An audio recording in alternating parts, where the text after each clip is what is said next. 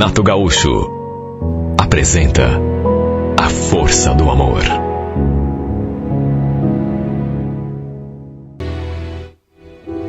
No meu perfil, eu acho que isso acontece com praticamente todo mundo. Eu tenho tantas pessoas na minha lista que eu não conheço, que eu não faço a mínima ideia de quem possam ser. Que, olha, é muito mais daquelas que eu conheço. Por isso, quando aquela mulher me mandou aquela solicitação de amizade, nem pensei duas vezes para adicioná-la. Ela também mandou mensagem, assim, bem simpática. Obrigado por ter me adicionado. A gente não se conhece, mas eu andei vendo as coisas que você postou e vi que você deve ser uma pessoa muito bacana. A gente tem ideias parecidas. Até trocamos algumas mensagens depois. E ela também me pareceu ser uma pessoa, assim, muito gente boa. Soraya era seu nome. Naquela época, eu estava vivendo um período tão feliz da minha vida. Tudo parecia estar dando certo. Tinha começado um novo emprego, fazia só 2 meses.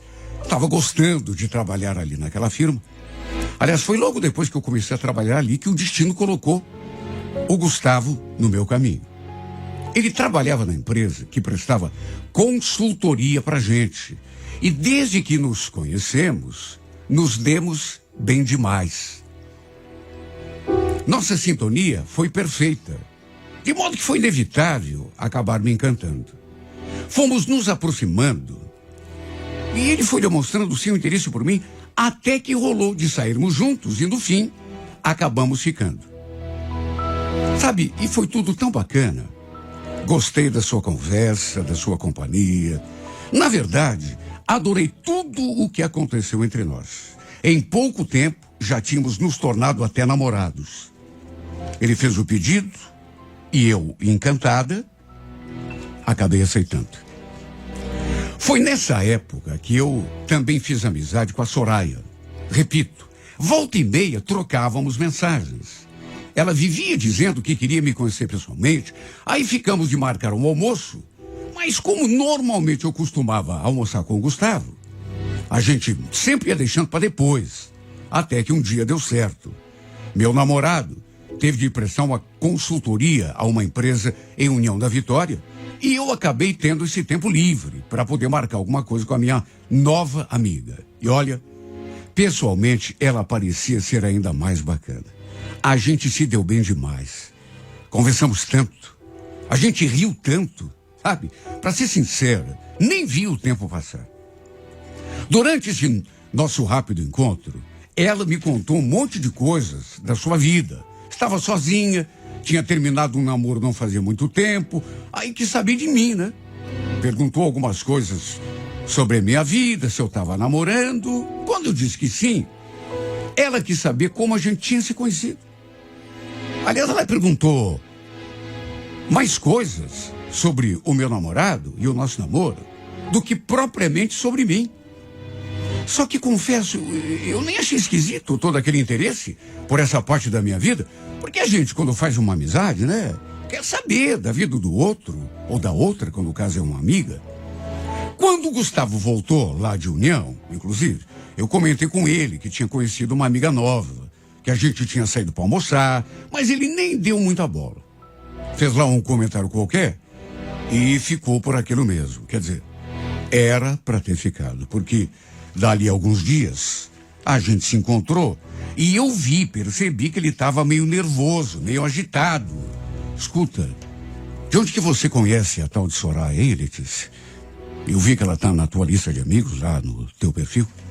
Ué, é aquela garota que eu te falei. Você não lembra? A gente virou amigo não faz muito tempo. Fomos almoçar juntas na sexta-feira, quando você viajou. Não lembra que eu te contei? A expressão desse homem se tornou ainda mais esquisita quando eu falei aquilo. Então era essa. E ela te falou alguma coisa sobre mim? Sobre você? A truco de quê? Ela nem te conhece. Não me conhece? Você que pensa. Você é que pensa. Ela me conhece sim. Te conhece? Mas que história é essa? Te conhece de onde? Letícia, essa menina que você fez de amiga agora, essa tal de Soraya, é a minha ex. A gente morou junto, inclusive, durante 1 ano e meio. Tua ex? Você tá falando sério? Você não tá confundindo? Ela não falou nada sobre isso. Sabe, eu fiquei olhando para a cara dele, mas aí acabei lembrando do nosso almoço, meu e dela. Das perguntas que ela ficou fazendo sobre ele. Mesmo sem conhecê-lo. Pelo menos, era o que eu pensava, que ela não o conhecia. Repito, ela demonstrou tanto interesse naquele assunto. Coisas do meu namorado, do meu namoro. Mais interesse do que propriamente demonstrou por mim. Será que era por isso? Olha, minha cara foi no chão, porque pelo visto, ela tinha se aproximado de mim por interesse. Estava ali, sabe, tinha feito amizade comigo, me pedido para adicionar, para de repente saber do nosso namoro. O pior é que eu estava pensando essas coisas todas quando ele acrescentou. Ela falou alguma coisa de mim, do tempo que a gente morava junto? Olha, Letícia, já vou te avisando, viu? Não acredite muito nas coisas que ela te disser, tá bom? Aquela menina é uma cobra. Certeza que vai inventar um monte de mentira de mim para tentar te envenenar. Aliás, eu acho até melhor você desfazer essa amizade, viu? Parar de falar com essa mulher. Olha, por aquela eu não esperava. Fiquei até sem saber o que pensar. Como ela não me falou nada, que já conheceu o Gustavo, mais do que simplesmente conhecer, tinha sido mulher dele. Tinham morado juntos. Claro que ela se aproximou de mim por interesse. Naturalmente que tinha feito amizade comigo e se aproximado para ficar ali, sabe, tirando a temperatura do nosso namoro. Mas com qual objetivo?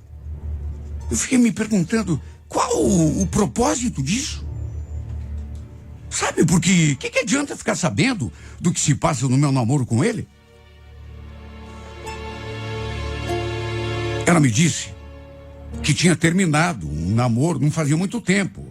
Só podia ser do Gustavo que ela estava falando. Mas com qual intenção se aproximou de mim? Eu acabei não me contendo e liguei para ela. E já fui direto ao assunto. Perguntei por que ela não tinha me contado que conhecia o Gustavo. Tinha sido mulher dele. Ela ficou muda durante algum tempo, depois falou aquilo. Olha, Letícia, tem muita coisa sobre o Gustavo que você não sabe. E nem poderia saber mesmo, né? Tá conhecendo ele praticamente agora, mas eu só te falo uma coisa. Ele não é essa pessoa que você imagina. Aquele dia, quando a gente almoçou juntas, eu te via falando dele e eram só coisas boas que você falava e ficava ali pensando comigo mesma, coitada dessa menina. Não sabe nada, não conhece, pelo jeito, não sabe com quem está se metendo. Olha, eu fiquei atônita com as coisas que ela falou.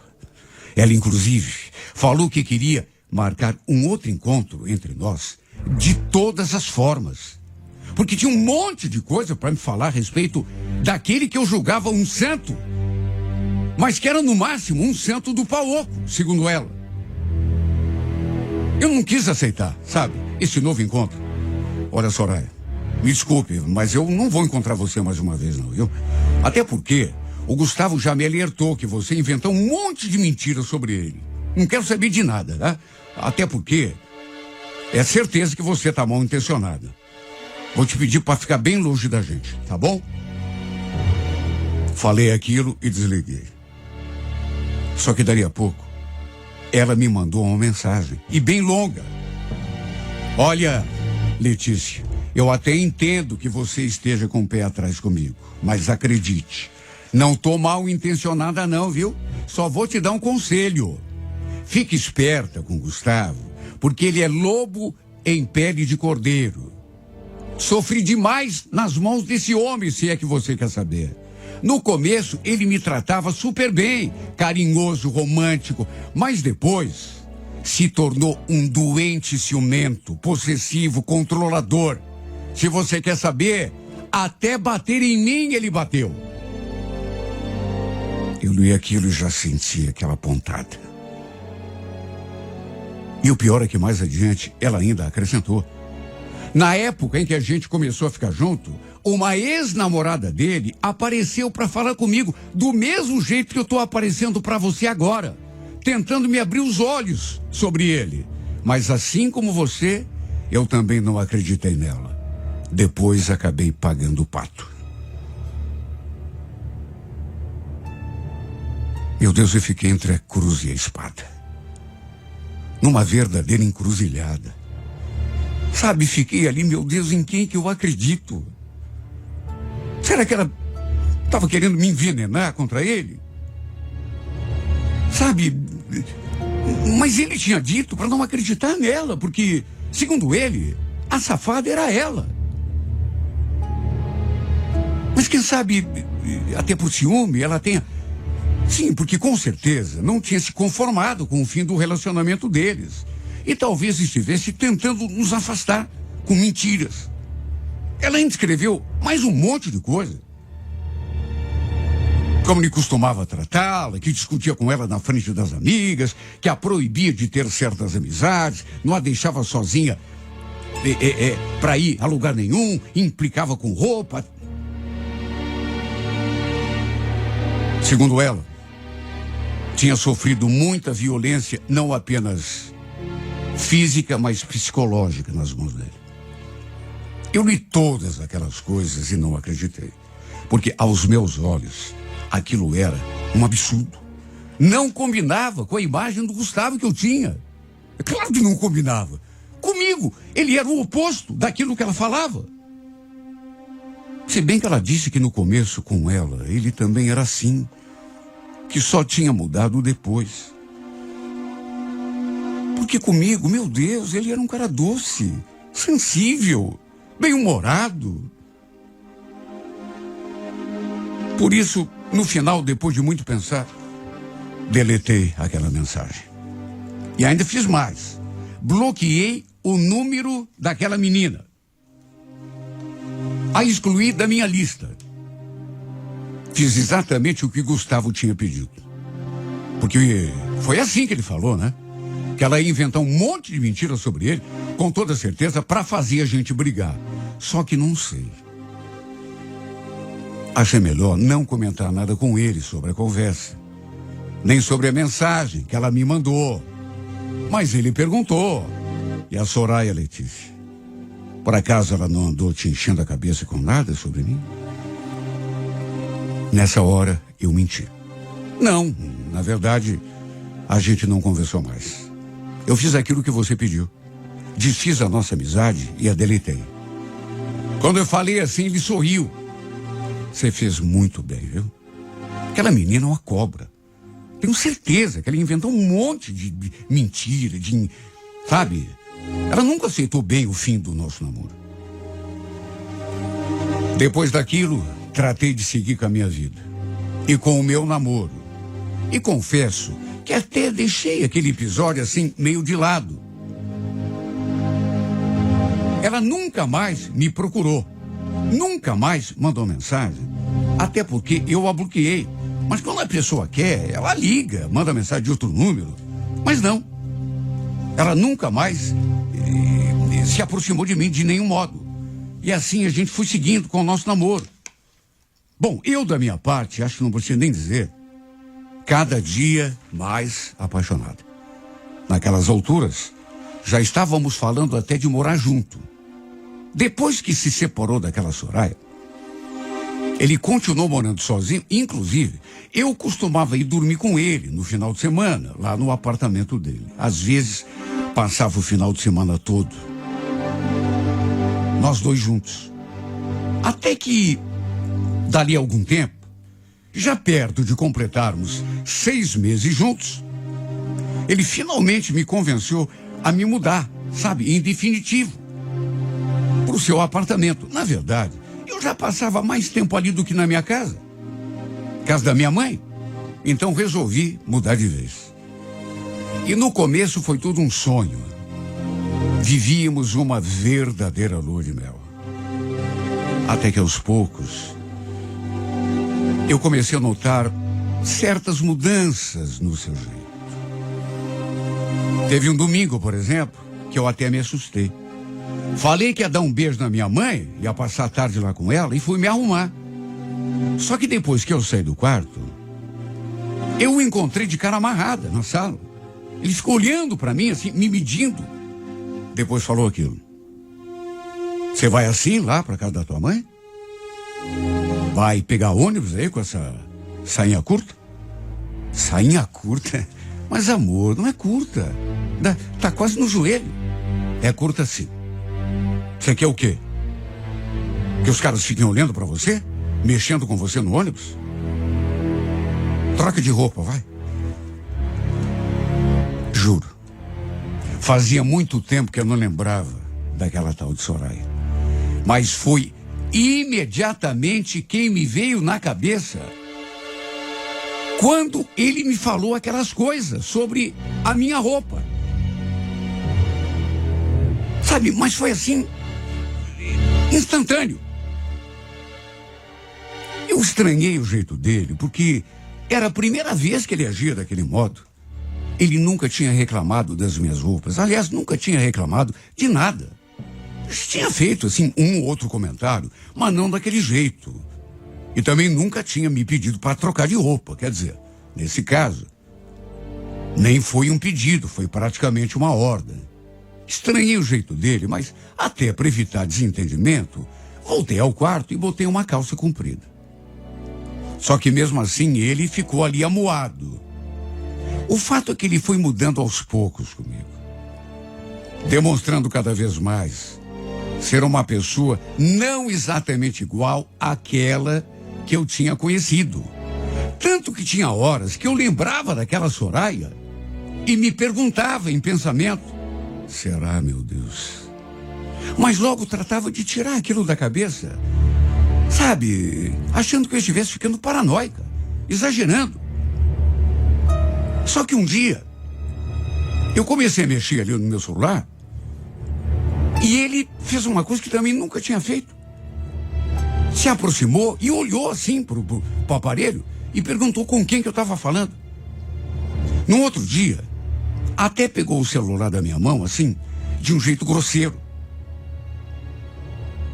E foi nesse instante, na terceira ou quarta incidência desse tipo, que eu comecei a me preocupar de verdade. E que a imagem daquela menina, a tal de Soraya, mais começou a fazer parte da minha lembrança. Eu comecei a lembrar dela direto. E comecei também a pedir a Deus que tudo fosse uma coincidência. Até que tempos depois, ele me fez um pedido que eu juro, achei até absurdo. Sabe, e eu acho que foi nesse dia que eu percebi que realmente aquela menina tinha uma boa parte de razão, talvez toda, quando me falou aquelas coisas. Porque ele me sugeriu, na verdade não sugeriu, ele mandou que eu apagasse todos os telefones de homens do meu celular. Na cabeça dele, eu devia trocar mensagens com pelo menos alguns deles. Eu até tentei argumentar que não tinha nada a ver, mas ele ficou ainda mais irritado. Ele ficou ainda mais bravo comigo. Tentou até tomar o celular da minha mão. Para evitar briga, acabei fazendo o que ele pediu. E desde então, não aceitei mais nenhuma solicitação de amizade de homem nenhum, mesmo se fosse um conhecido.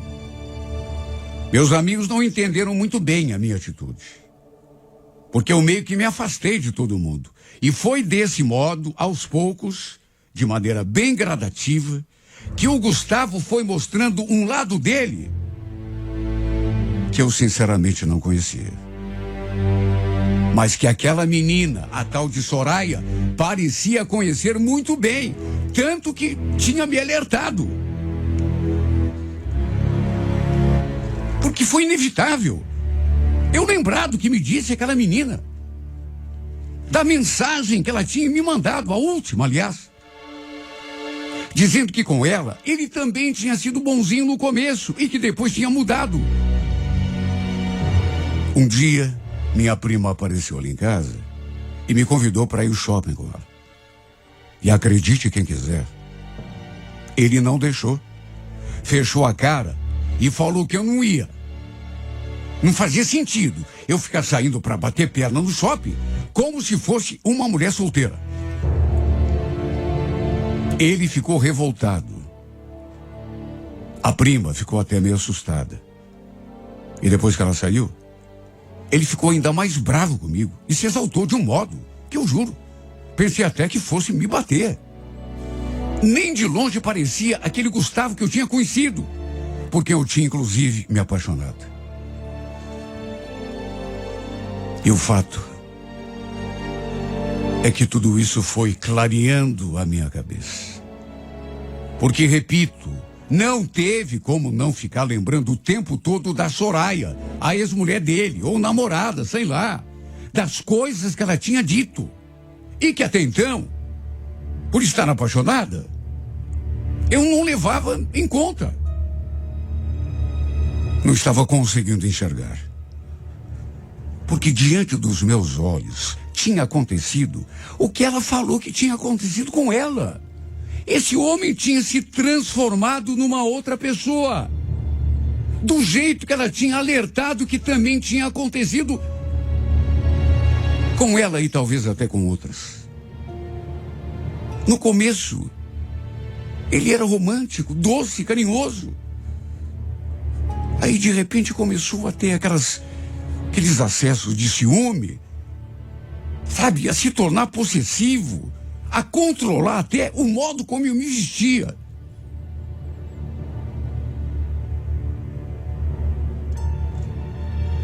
Comecei a lembrar também do que ela tinha me contado em relação a uma outra ex-namorada dele, que ela inclusive tinha sido alertada por essa outra, que tinha vindo antes, e que a outra, a meu exemplo, né, também não tinha acreditado, não levou a sério.